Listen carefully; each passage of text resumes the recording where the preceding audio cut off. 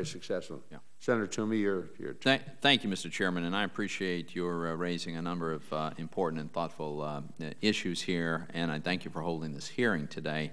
I wanted to touch briefly on a specific issue. It's really an important issue that Amtrak and Southeast Pennsylvania's commuter rail service, SEPTA, are dealing with, and that's the implementation of positive train control. PTC, as you know, was first mandated in 2008, and SEPTA, along with Amtrak, other commuter rail systems, and some freight line operators have until 2015 to complete the implementation. In the conversations I've had with a number of my constituents, it's not clear to me that that deadline is realistic.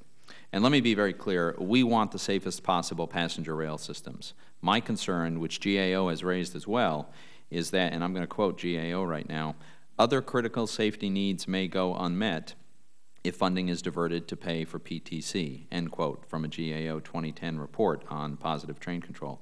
And this is exactly what I'm concerned may be happening in my state already. For context, for instance, SEPTA owns over 300 bridges, many of which it shares with Amtrak, with an average age that exceeds 80 years.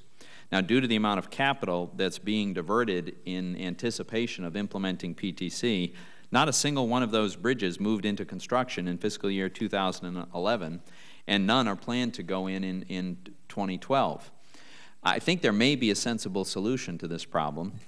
A 3-year extension to 2018, the implementation date the FRA originally requested, could free up $40 to $50 million for SEPTA alone over the next 4 years, allowing them to make the additional infrastructure and safety upgrades that they would like to make.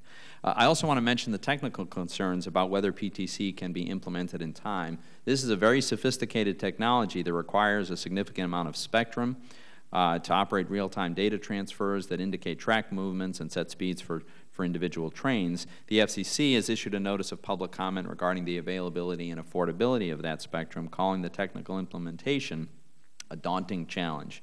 GAO has also noted that it's uncertain if many of the PTC components will even be available in time to meet this mandate, including the software, sensors, and radios that are still under development.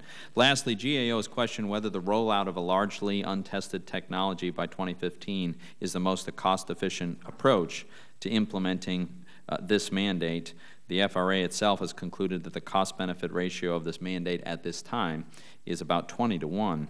At this time of cash-strapped federal and local budgets, commuter rail systems estimate the cost of implementation to be at least $2 billion, and SEPTA estimates that its overall cost could be in the ballpark of $175 million. The FRA is mandated by law to report back on the status of the PTC implementation by 2012. The problem with that is that many rail systems, including SEPTA, need to enter into binding agreements with suppliers by the end of this year in order to meet the current deadline. Therefore, despite whatever the report might say or recommend, these PTC expenditures may very well already have to be allocated.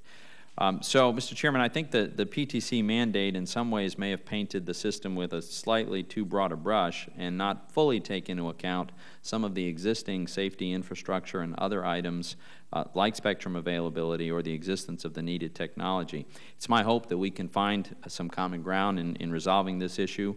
I plan to introduce legislation that will that'll address this, and there is a sensitivity based on time. I thank you for having this this hearing, Mr. Chairman. I look forward to working with you. I'm afraid I will not be able to stay because of another obligation that I have, but I appreciate your input.